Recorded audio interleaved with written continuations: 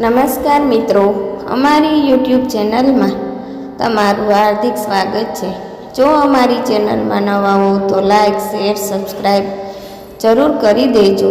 તો આજે આપણે એક સરસ મજાની કહાની વિશે જાણીશું। તો ચાલો આપણે શરૂ કરીએ આજની આ કહાની। પૂરી સાંભળવા નમ્ર વિનંતી। હિન્દુ લગ્ન દરમિયાન અનેક પ્રકારની વિધિઓ કરવામાં આવે છે।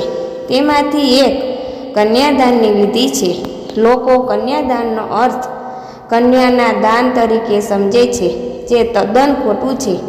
ભગવાન શ્રી કૃષ્ણએ તેનો સાચો અર્થ સમજાવ્યો છે। હિન્દુ ધર્મમાં લગ્ન દરમિયાન અનેક પ્રકારની વિધિઓ કરવામાં આવે છે। કન્યાદાન એ પણ તે સંસ્કારોનો એક ભાગ છે।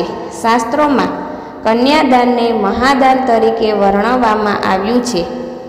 એક પિતા તેની પુત્રીની સંભાળ રાખે છે અને લગ્ન દરમિયાન તેની પુત્રીનો હાથ પીળો કરીને તેનો હાથ વરને સોંપે છે।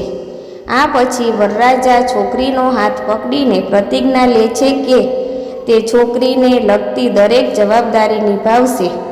આ વિધિને કન્યાદાન કહેવામાં આવે છે। આ સંસ્કાર દ્વારા એક પિતા તેની પુત્રીની જવાબદારી તેના પતિના હાથમાં મૂકે છે। પરંતુ કન્યાદાનનો અર્થ છોકરીનું દાન નથી। હકીકતમાં લોકો કન્યાદાનનો સાચો અર્થ પણ જાણતા નથી। અહીં જાણો કન્યાદાનનો ખરો અર્થ અને આ પ્રથા કેવી રીતે શરૂ થઈ। ભગવાન શ્રી કૃષ્ણએ કન્યાદાનનો સાચો અર્થ કહ્યો છે। ભગવાન શ્રી કૃષ્ણએ કન્યાદાનનો સાચો અર્થ કહ્યો છે જ્યારે શ્રી કૃષ્ણએ અર્જુન અને સુભદ્રાના ગાર્ધવમાં વિવાહ કરાવ્યા ત્યારે બલરામે તેનો વિરોધ કર્યો।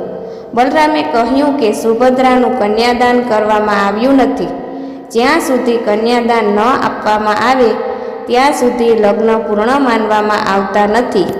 ત્યારે શ્રી કૃષ્ણએ કહ્યું કે પ્રદાનમપી કન્યાયા પશુવત્કો નુમન્યતે। તેનો અર્થ એ છે કે પ્રાણી જેમ કન્યાના દાનને કોણ સમર્થન આપી શકે। કન્યાદાનનો સાચો અર્થ કન્યાદાનનો છે, બાળકીનું દાન નહીં। લગ્ન સમયે છોકરીને આપેલે કરતી વખતે પિતા કહે છે કે મેં મારી દીકરીને અત્યાર સુધી ઉછેરી છે, જેની જવાબદારી હું આજથી તને સોંપું છું। આ પછી વરરાજા છોકરીની જવાબદારી સારી રીતે નિભાવવાનું વચન આપે છે। આ વિધિને છોકરીઓની આપલે કહેવાય છે। આનો અર્થ એ નથી કે પિતાએ દીકરીને દાન આપ્યું છે અને હવે તેનો કોઈ અધિકાર નથી। વાસ્તવમાં દાન માત્ર તે વસ્તુ માટે કરવામાં આવે છે જે તમે કમાવ છો, કોઈ વ્યક્તિ માટે નહીં। દીકરી એ ભગવાનને આપેલી ભેટ છે, તેના દાનની આપેલ થતી નથી અને તેથી તેની જવાબદારી વરને સોંપવામાં આવે છે। કન્યાદાનને સુવિધાના દૃષ્ટિકોણથી કન્યાદાન કહેવામાં આવે છે, પરંતુ તેનો સાચો અર્થ જણાવવામાં આવતો નથી। તેથી આજે પણ લોકો કન્યાદાનનો ખોટો અર્થ કાઢે છે। કન્યાદાનની પ્રથા કેવી રીતે શરૂ થઈ? શાસ્ત્રોમાં જણાવવામાં આવ્યું છે કે પ્રજાપતિ દક્ષે સૌ પ્રથમ યુવતીઓનું કન્યાદાનનું કર્યું હતું। તેણે પોતાની 27 દીકરીઓના લગ્ન ચંદ્રદેવ સાથે કરાવ્યા જેથી સંસાર યોગ્ય રીતે ચાલી શકે। પછી તેણે છોકરીઓને કન્યાદાન કરી તેની પુત્રીઓની જવાબદારી ચંદ્રદેવને સોંપી। દક્ષની આ 27 પુત્રીઓને 27 નક્ષત્ર માનવામાં આવે છે।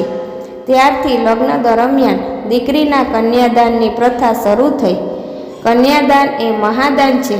કન્યાદાનને શાસ્ત્રોમાં મહાદાન તરીકે ગણાવવામાં આવ્યું છે કારણ કે તે પિતા અને પુત્રીની ભાવનાઓ સાથે સંકળાયેલું છે।